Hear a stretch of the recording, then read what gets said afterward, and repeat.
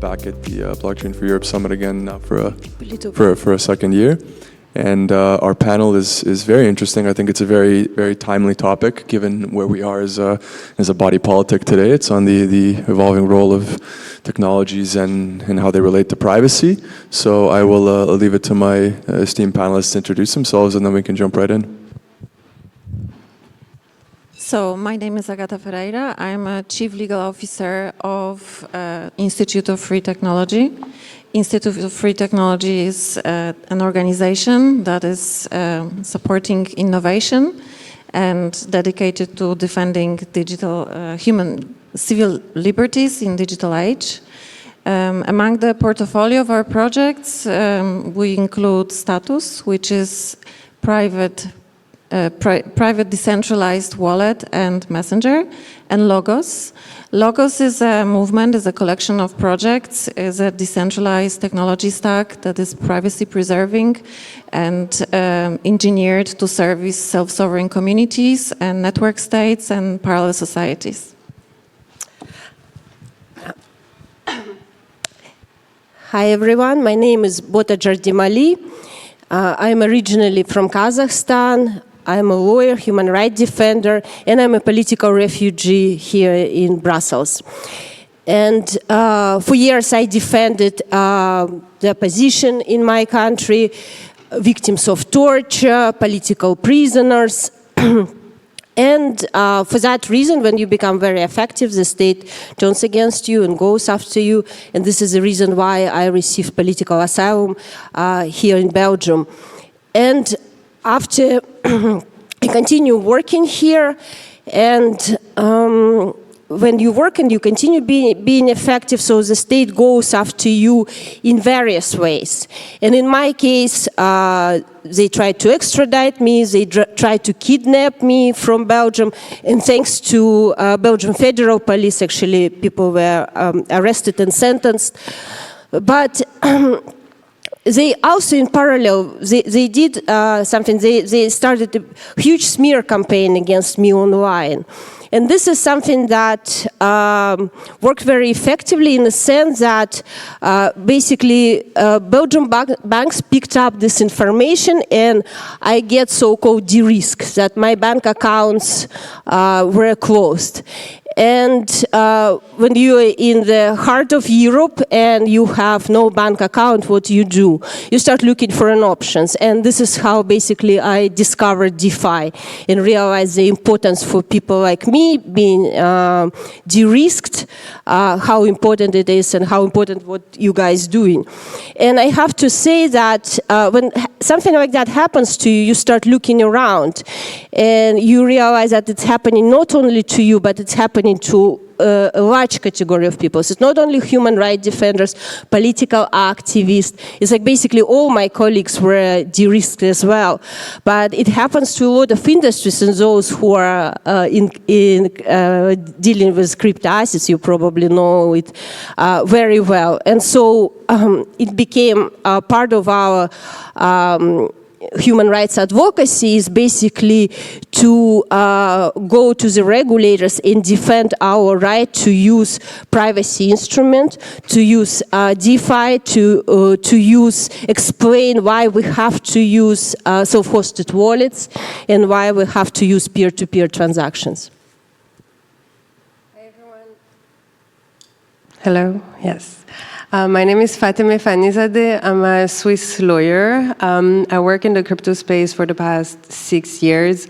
Right now, I'm the general counsel of the Anoma Foundation, working in the ecosystem of Anoma and Namada, which are layer 1 blockchain networks and softwares that provide the possibility to protect data that is on-chain, so users can choose which level of protection they need for whatever use cases that they're having.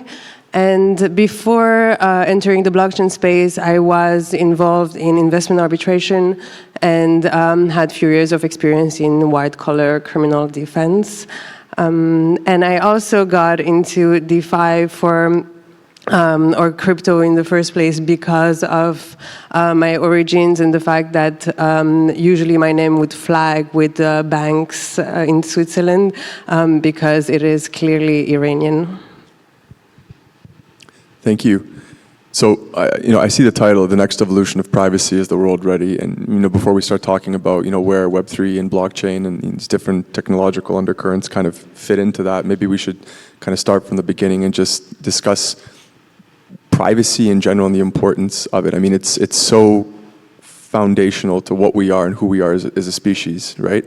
And so if you look at privacy and privacy in an information age, are we ready to defend our privacy? And what does defense of privacy look like when we have a world that is rapidly, some would argue, eroding the fabrics of what privacy is? Maybe we can roll back and start with the general statement that the privacy is not a privilege that you can grant or revoke. It's a fundamental human right. It's a fundamental freedom, actually. It's not some kind of passive right to be defended. It's actually a powerful tool to be wielded. And it's a cornerstone of human dignity and human freedom. And we generally accept certain level of anonymity and privacy in our physical space. We should fight for digital counterparts of those. And this is not negotiable nor optional. This is not a luxury. For many people in many parts of the world, it's a matter of survival. We are living in Western societies, largely here, so we may, the erosion of privacy is a little bit more subtle here. We trade our data every day online for access to services, access to apps, but there are real threats like real surveillance threats that we have to be aware of and that we should not lose sight of.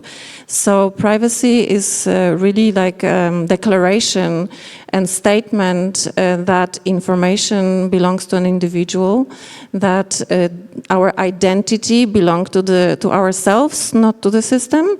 So this is something we really cannot lose the sight of, and this is like a cornerstone of all the like a scaffolding for all other rights out there. It's a basic and foundational principle. Yes, I absolutely agree with Agata. And I have to say that what you said here, that people very much in Western democracies willing to give up pieces of their privacy in exchange for faster services, for better services, for cheaper services. And because very often they don't realize the value of that. And me coming from the part of the world, which is basically part of the world where 80% of the world population live, we have very little privacy in the authoritarian countries. And by privacy, I mean there that privacy is basically a subset of rights that allows you to exercise other rights. For example, freedom of speech.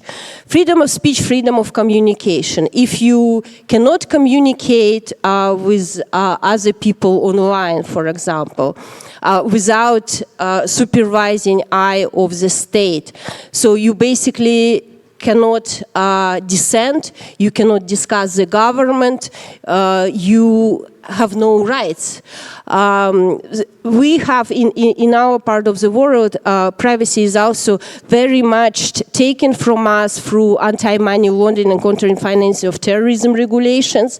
This is what's happening is that, as you probably well aware, is that Financial Action Task Force, they creating those recommendations for the world how to fight money laundering and terrorist financing.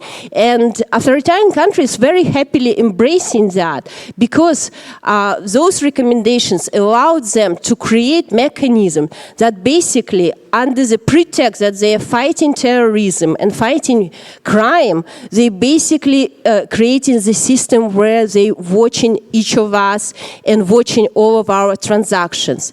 In the past, for example, what we did, if we needed to help a family of political prisoner, we could just put like bank information online and people would donate. Right now, basically this doesn't exist anymore because the banks immediately freeze that information, and people who donate money, they charge either with money laundering or financing of extremism. And so you not only cannot express, it's like by donating, it's an expression of your political rights. You cannot use your money the way you want to use, but also your privacy get immediately informed. We have this system where the banking system that is controlled by few oligarchs that enjoy the status quo, they're basically a part of this authoritarian system when they work together with the secret services in all information of people that they believe that they cannot trust, that they represent the civil society, or for example, they're interested in your assets. All that information ends up with those who have power, and you have no protection. This is all so fascinating, and I have so much to add to, so much to unpack, kind of, in all that you said. We could discuss for hours about whether or not this panopticon that we're facing, at least online or in any form of digital data that is circulating, is actually proportional or does reach the goal for which it is under which pretext it is created, right? To surveil, for national security or to protect whatever other interests there are.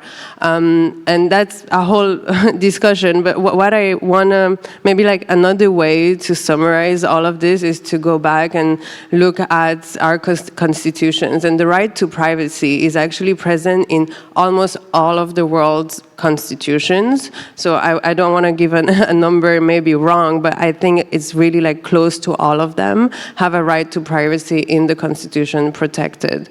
And the fact that authorities need a warrant to go into your home is something that is culturally very accepted everywhere in the world, even in authoritarian countries. So that is in theory, of course, but it is still something that is very deeply culturally embedded. Then why are we even having this panel? Why is this even a question that we have to discuss or debate about, whether or not we have to have privacy online and to what extent? And I think in order to think of it, we just have to scale a little bit back, and that's also what you mentioned, Agata, at the beginning. Everything online evolved so fast. We didn't know what data we're putting online and how it is used, how it is aggregated, how it is analyzed, how it is used for marketing purposes or for manipulation of opinion or to control speech or to control votations or whatever else. So this is something that we're figuring out and finding out as we go. So there was no culture around it beforehand, and there was no sensibilities or sensitivity from the user end or the policy end on how this can evolve and what should be done to prevent. So in practice, then, things have evolved in a way that is definitely very suboptimal for people's privacy and for our just human rights and basic rights. And I think we need to now go back to the fundamentals and change course on things. So I here want to mention something that I find very interesting approach that happened actually in Switzerland, and I think Geneva was the first canton or state in Switzerland which changed its constitution in order to add to it the right to digital integrity. So digital integrity would be one's personality is made of your physical integrity, your mental, emotional integrity. No one is allowed to harm you physically or emotionally. And on top of that, no one is allowed to then harm you in what is part of your identity or personality now, which is the data that you put online. And that fundamentally changes how we approach data. So data is not anymore a good that you can just sell, or that once it's out there or taken from you, it does not belong to you and your consent stops to matter, right? So if it's part of your personality, you can always consent on it or retrieve your consent, and you ultimately have control over it, and it has to be respected. So this approach, I think, is really interesting to go back and bring to the Constitution something that we couldn't have foreseen in the past, which means that this is also a part that deserves protection and therefore privacy. And on the other end, this is not only to protect individuals in Geneva or in Switzerland or elsewhere, but also to protect the state from being resilient toward any form of attacks, basically, that can happen on its constituents through the fact that part of their personalities are online and unprotected. If I could just add, maybe relating to a blockchain itself, if I'm not mistaken, then the white paper for Bitcoin does include the paragraph on privacy. Maybe at the time it was believed that this would be granted by then existing solution. Now, since we've learned that pseudo-anonymity that blockchain provides is fragile, we need to go further than that. But I think that technology was created most likely with that in mind as well. So not only we should go back to the origins of our human integrity, how privacy is important to us as humans, but also how this technology came about. There's a lot to unpack there, so I'll just maybe kind of try to summarize that, and then we can proceed. So I think one thing we've established is that nobody voted on the internet; it just sort of happened to us. It's here now; we have to deal with it. Even in Western governments, like for example, what happened in Canada during the COVID-19 with the trucker protests, people were unilaterally debanked, right? So these things can happen even in the West, and nobody is really immune. There's no innocuousness towards that. So I'm really curious what you think when you look at, for example, the development in the digital currency space and this. And we didn't talk about this before, but maybe we can. We're looking at CBDCs, for example, because when the ECB did their public consultation, the privacy was the top issue for people who would consider to use the CBDC. And in your native Kazakhstan, I know they have the digital tenge, and so there's these things are happening around the world. And what does that mean for us as consumers? Privacy at the point of sale, at the transaction. What does that mean for the Web3 space? What can we do differently while still having this convenience and this affordability? And do we really want to go down that route? Because is it something we can is privacy that fragile that it can just slip away? Well, I believe the only way to achieve that is really embedded by default in the infrastructure, bottom up, non-negotiable. Then we can address whatever issues this creates, how we can resolve and address concerns and risks that flow from that. But as a basic principle, that should be non-negotiable part of the future of internet, of the future digital infrastructure. Only then we can hope to preserve it. And only then we can hope that this is we're gonna achieve maybe the same level or similar level of privacy in a digital realm. Yeah.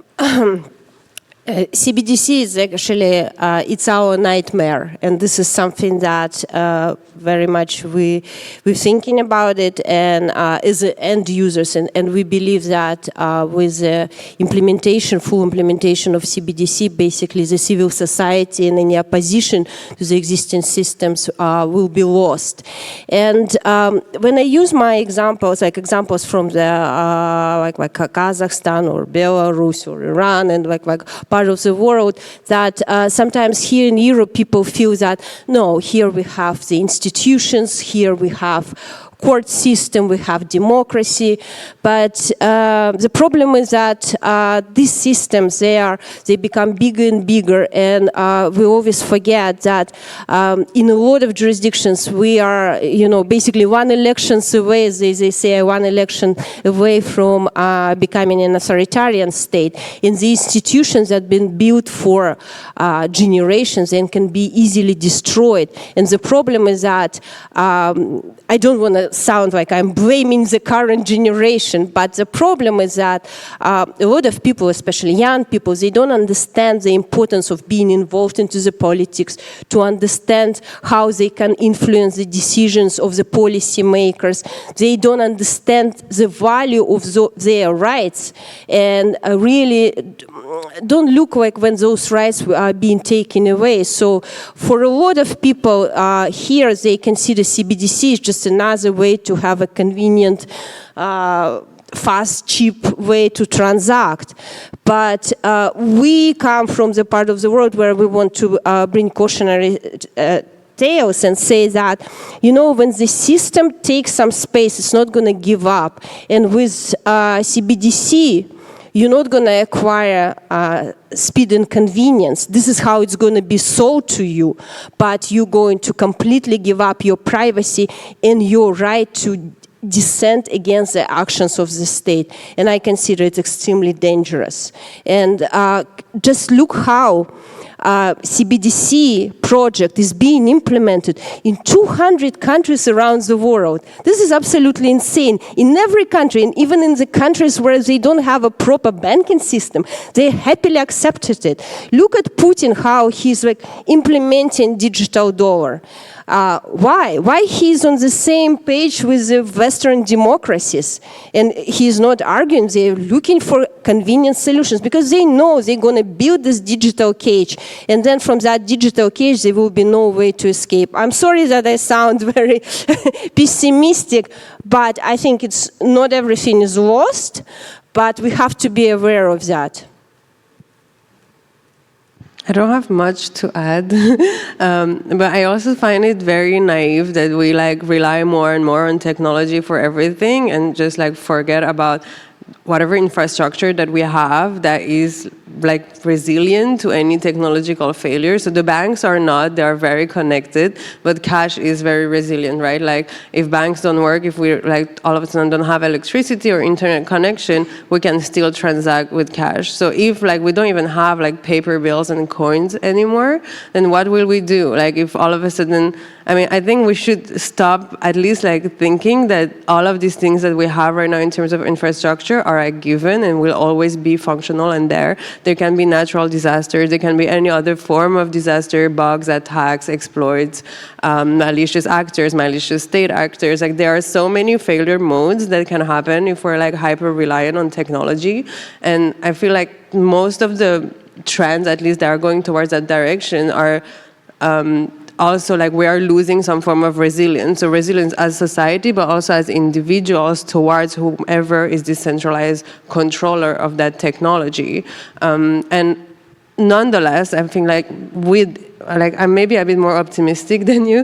Like the digital cage, I totally see it, but I think that like, and history has always proven this to us, that even if all of a sudden there is no cash anymore and we all have to use CBDCs, there will be other barter means put in place by people. Like there is always a way and people find a way, and freedom and rights find always their way. It's going to be harder, but I feel like it's way better to work together with policymakers, with regulators, in order to not like push people to reclaim their rights and what actually the state was always meant to protect and nurture, and just build it together. So like, how can we have both CBDCs and like within a healthy system that does address and protect everyone's needs, and how also to have means to fight money laundering and terrorism financing and all of these things that actually are very undesirable and that no one wants, even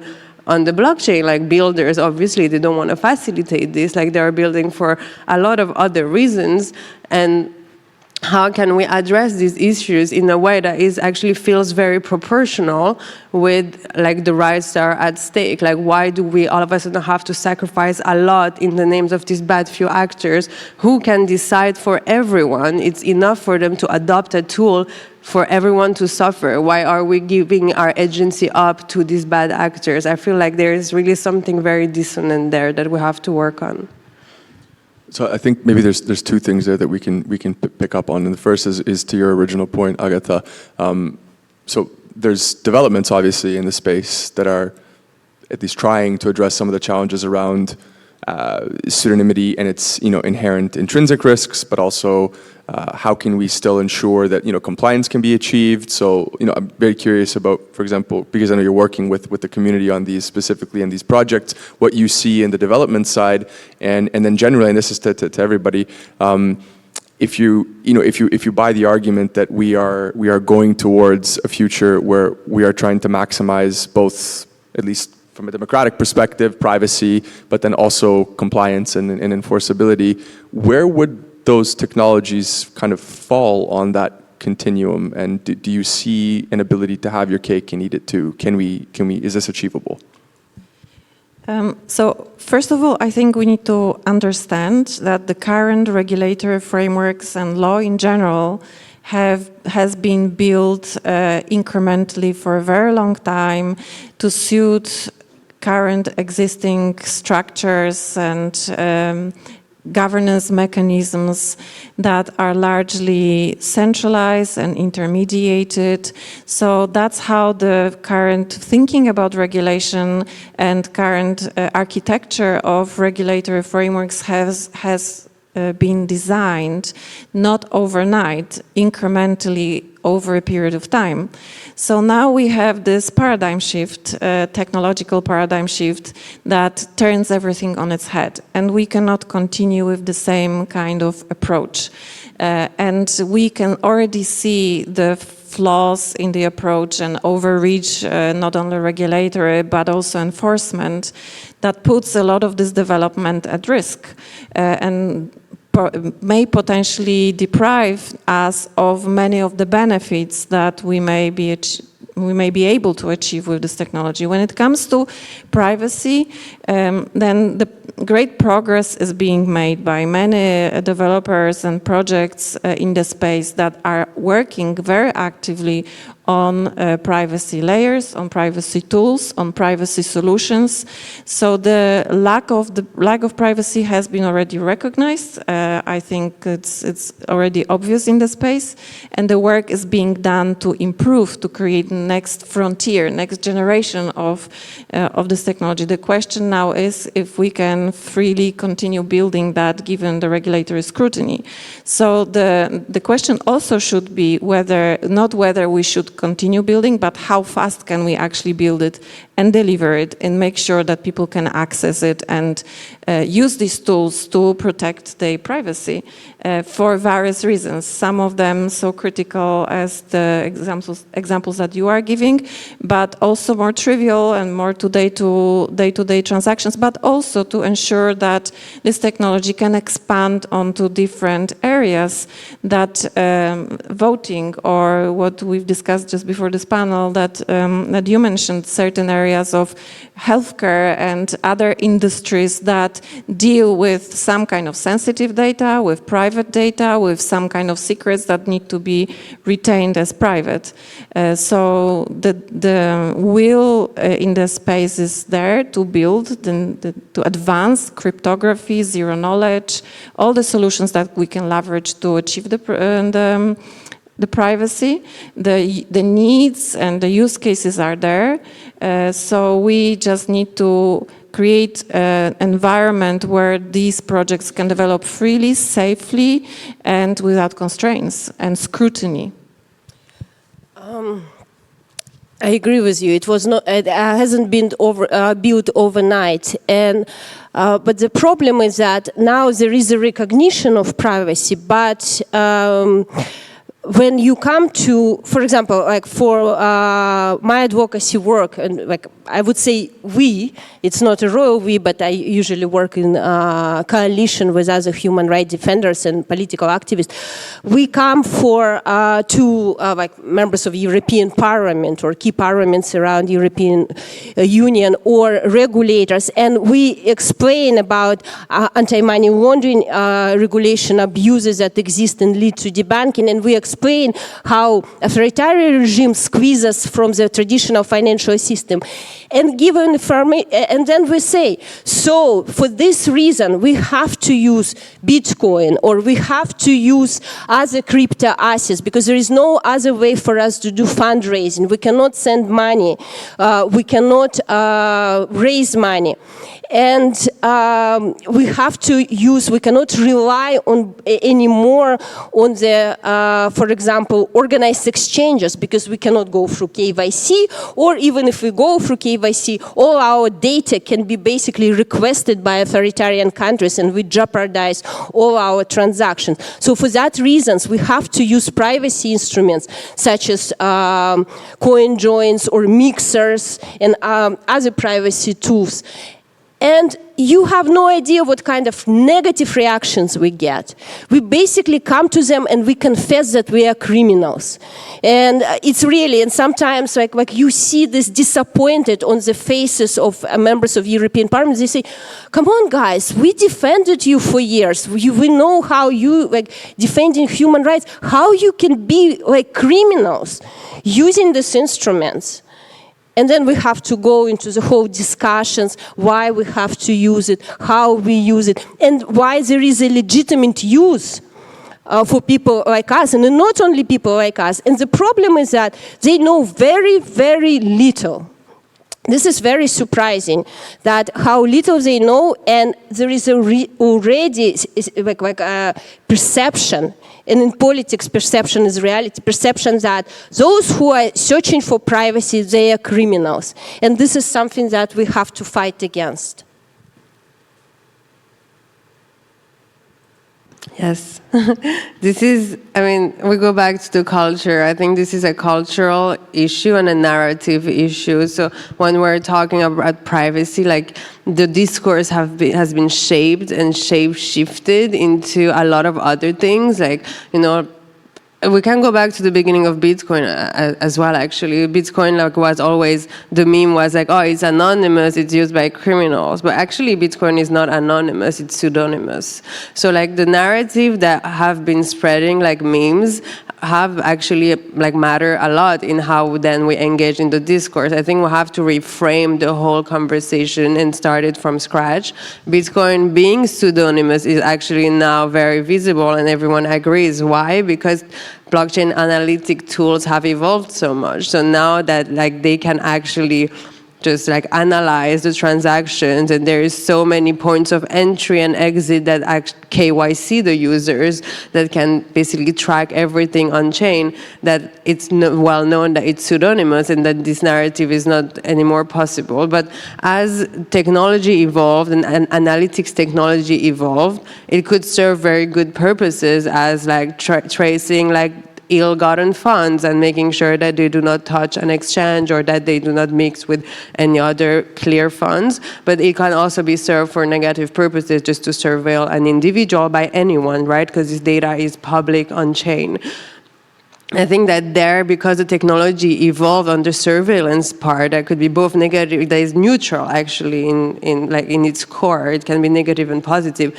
The technology has to evolve on the other end too, to be an equal force. And by providing the possibility for privacy, users can actually decide, like if I am a business and I need to pay some of my employees in crypto, or I need to move some funds like that belong to my business strategy, I maybe do not want my competitors to be aware of it, or like to leak my employees' data online. These are very legitimate privacy protections that exist within GDPR, in the EU, in Switzerland, in actually a lot of places in the world. They need privacy tools. So like by not enabling privacy tools, or by basically states adopting a position that is hostile to privacy tooling and the building of it, we're also preventing a lot of healthy businesses to access and like the crypto space and to do things in crypto that could enhance their enterprise, that could enhance the economy of that country, if it's seen as a favorable hub for whatever already exists as enterprises there to use crypto.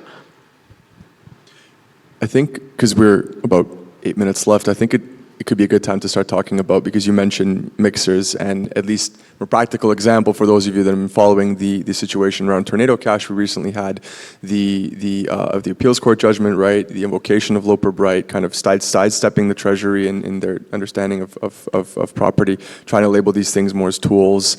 And so I think generally we've established that there's still a need for education and to have this reciprocal dialogue with the public sector, with the legislators and the policymakers on the value add of these tools of zero knowledge cryptography, of fully and partially homomorphic encryption, of all these different things.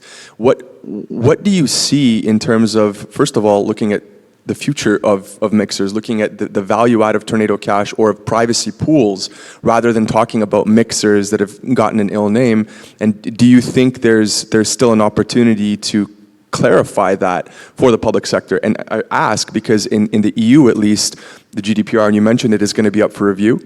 So we still have this issue around the outstanding hash and transactions, and does that constitute personal data? We were talking about privacy and personal data, purpose limitation and things. So these are, when you start getting down to it, these are semantical issues. Very curious on your closing thoughts on these issues. Deep down, I think we are somewhat aligned on the fundamental level, because if you look at legislation like GDPR, at the heart of it, there is protection of individual. The assumption that is being made is that this individual is helpless because the individual doesn't control the data, its own information. That is being handed over to all the controllers, processors, and everyone out there.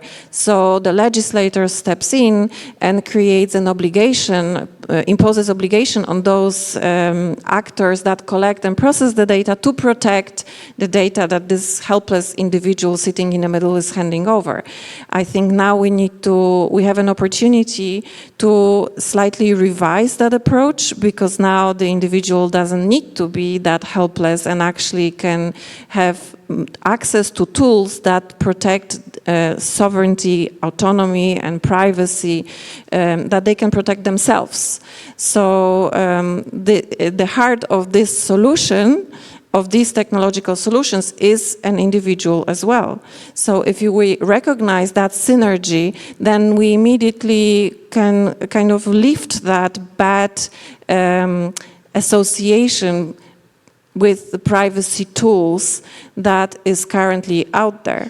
Because at the bottom, it's the same principle. It's the protection of individual. It's protection of individuals' private data, sensitive data. And now we can achieve that with technology. And this is not a bad thing. This is not only a good thing, but it's absolutely essential, necessary, and non-negotiable for our existence as humans and our dignity, for existence of open societies, for continuance of democratic values, for creativity, for innovation, for freedoms, for liberties, and for everything that we should be very vigilant to protect. I think that we really have to work on the issue of educating policymakers about the problem of privacy, about legitimate uses of various privacy instruments, including self-hosted wallets, including peer-to-peer transactions. We need to explain, because otherwise, and we have to work together, industry and civil society. Because if we don't do that, they take this position basically, as you said, the person is hopeless. We have to protect. It's an iron nanny position, and we see it everywhere. It's either we are fighting terrorism, criminals, or defending our children online, or protecting our data. It doesn't matter. The problem is that they don't understand very often, or refuse to understand, and we have to make sure that it's impossible to kind of ignore the fact that that there is a legitimate use for privacy instruments. On the side of a kind of end user, I would say that we are looking for something very simple, scalable and cheap. For us, it's important. Privacy cannot be that expensive that it's expensive now. And I also would like to say that we really have to put our resources together and work on that, because we can see that we are losing privacy basically on a daily basis. And if we continue ignoring this situation, then we're going to really end up with CBDC and no other options. You mentioned privacy pools before. I don't know if you're familiar with this, but it's a kind of semi-privacy providing tool on blockchain.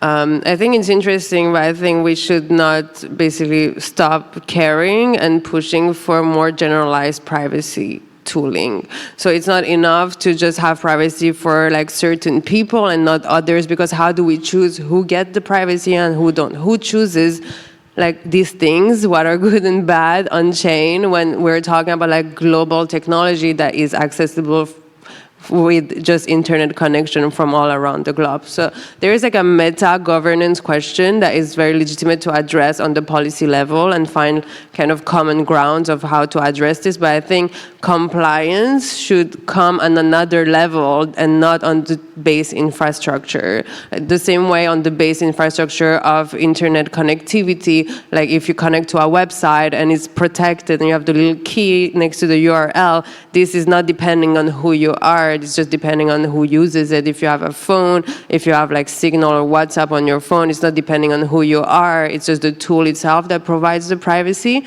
And this is exactly the same kind of infrastructure. I'm sorry, I know we have 1 minute, but I still want to touch on Tornado Cash, because I think this is a very important discussion to have, especially here in Brussels. For those who are not familiar, I think it was 2 years ago, if I'm not mistaken, OFAC in the US imposed sanctions on this software on the blockchain that is called Tornado Cash. It's a decentralized software that anyone could use to basically have privacy on the assets that they have and that they send in Tornado Cash and then retrieve. So you cannot trace anymore from the point of entry to the point of exit. And this tool was very widely used by a lot of projects, a lot of people all around the globe, like in Europe a lot, as I said, to pay salaries, to do a lot of other legitimate things, because I do not want people to know what I'm doing if I'm like buying clothes with the coin or paying someone or lending to my friend, whatever, a lot of legitimate reasons. And the OFAC sanctions led to very, very unfortunate events that happened immediately. Like one of them was the arrest in the Netherlands, a European Union country, of one of the core developers of the tool. So the same day, or within 24 hours, they came and arrested Alexei Pertsev and put him in jail, and he's actually still in prison. On account of basically money laundering because of, or like as a result of these sanctions. And in the same time, in the US, they also initiated criminal proceeding against the other developer of Tornado Cash. And these proceedings are still ongoing. Alexei's proceedings in the Netherlands are in the appeal stage. So we have two developers who worked on a tool that are now, one is not free and one's freedom is at stake. Recently, I think was few days ago, there was this decision in the United States on the sanction itself. So it's not on the criminal proceeding, that said that basically a software cannot be sanctioned by OFAC. So the sanction is still there. Like OFAC has to basically take actions after this decision. But anyhow, so on a decision that was deemed illegitimate by an appeal court in the United States, we have now one developer in jail, one other facing criminal proceedings. A lot of costs have to be deployed for their defense. Like they are personally bankrupt, they have to fundraise like in the millions to have the defense in the United States, which is very costly. The whole privacy building space, like all of the developers that are working in this space are like we are actually traumatized, because like all of a sudden, instead of engaging in constructive dialogue with people who don't have ill intentions, like we're developers, we're like technology, we're building things that are useful, all of a sudden we're seen as criminal or put in a corner, and the narrative and the discussion changes fundamentally and entirely. And I think this is very unfortunate. People are praising the appeals decision, which is positive, and I'm going to end on this note. But we should not forget that like it is still extremely costly for the space, for for just like freedom in general. And now every builder that is in the privacy space, or everyone who wants to use privacy tools on chain, is forced to become at the same time a human rights activist. While like this is not something we signed up for. So I hope, like, if I can end on this, that like we actually can engage in dialogue, because there's a lot to be done. There's a lot of constructive things that can happen instead of being adversarial. Like we want to work together to be able to have like a healthy privacy space for all online. Thank you. I think that's a very powerful note to end on, and I hope it gave everybody some pause for thought and about the fundamental role of privacy. And I don't know if we're ready, I mean, to answer the question on the title, but I certainly know we're on our way. Thank you.